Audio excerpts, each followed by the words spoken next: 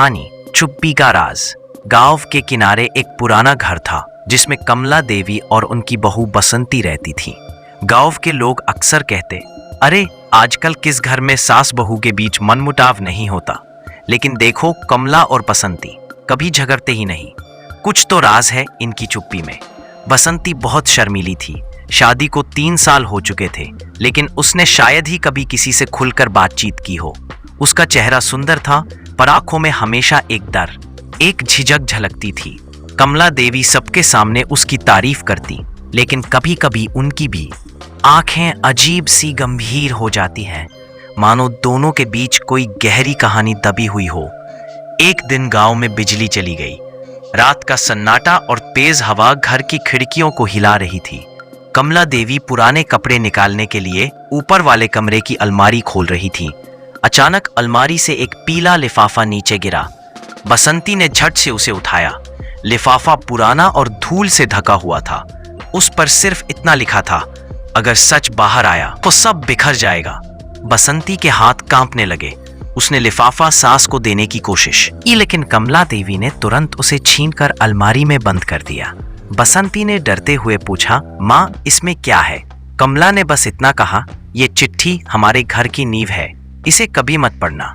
उसके बाद दोनों और ज्यादा चुप रहने लगे। लेकिन अब पड़ोसियों की जिज्ञासा और भी बढ़ गई।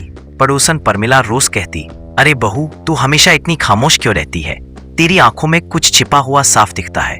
कहीं सास तुझे दबाती तो नहीं? बसंती बस हल्की मुस्कान देकर टाल देती। दूसरी तरफ गांव के पंडित जी ने भी एक दिन कमला से कहा, बहन बहू इतनी दब्बू क्यों है? लगता है इस घर में कोई बात है जो तुम दोनों छुपा रही हो। कमला ने उनकी बात पर कोई जवाब नहीं दिया। एक रात बसंती अपने कमरे में अकेली बैठी थी। उसे बार बार वही लिफाफा याद आ रहा था। आखिर उसमें ऐसा क्या लिखा है जो सास इतनी घबराई हुई है? उसने धीरे धीरे अलमारी खोली, पर जैसे ही उसने हाथ लिफाफे की तरफ बढ़ाया, कमला पीछे से आ गई। उनकी आवाज गूंजी, बसंती क्या कर रही हो?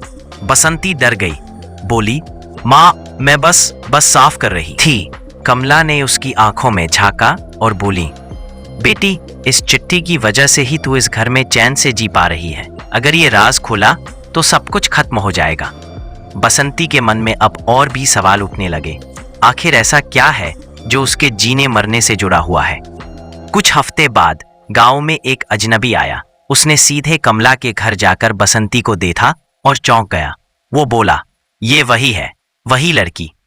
बसंती घबरा गई। कमला का चेहरा सफेद पड़ गया।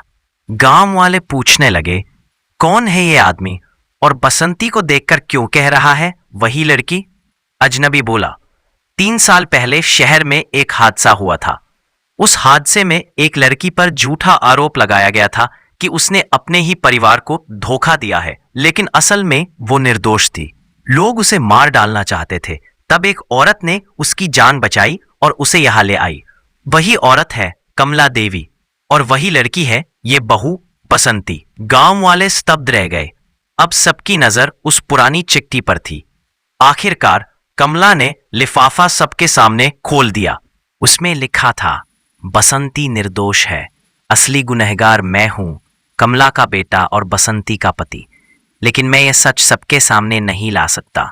माँ अगर आपको ये चिट्ठी मिले तो बसंती को अपने साथ रख लीजिए, उसे कभी मत छोड़िए। दुनिया उसे दोषी मानेगी, पर सच्चाई यही है कि वो बेगुनाह है। चिट्ठी पढ़ते ही सबके होश उड़ गए। असल में बसंती का पति एक गलत धंधे में फंसा हुआ था। किसी हादसे में जान गई और दोष बसंती पर डाल दिया गया। लेकिन सच जानते हुए भी समाज से डरकर कमला ने चुप्पी ओढ़ ली थी। अब सबके सामने सच आ चुका था। गांव वालों ने बसंती को गले लगाया और कहा, बेटी तू तो वाकई बहुत हिम्मत वाली है। 3 साल से तूने सब सहा, लेकिन कुछ बोली नहीं। बसंती की आंखों में आंसू थे, लेकिन आज वो आंसू डर के नहीं सुकून के थे। कमला ने उसका हाथ पकड़कर कहा, बेटी मैंने तुझे अपनी बहू नहीं बेटी बनाकर रखा है, और अब किसी की हिम्मत नहीं कि तुझे दोषी कहे। गांव वालों ने भी ये सीखा कि हर चुप्पी कमजोरी नहीं होती, कभी कभी चुप रहना सबसे बड़ा साहस होता है। सच्चाई आए एक दिन जरूर आती है, और रिश्ते वही सच्चे होते हैं जिनमें भरोसा और बलिदान छुपा हो। कहानी अच्छी लगे तो लाइक करें, शेयर करें, कमेंट करें और आगे भी ऐसी वीडियो देखने के लिए चैनल को सब्सक्राइब करें।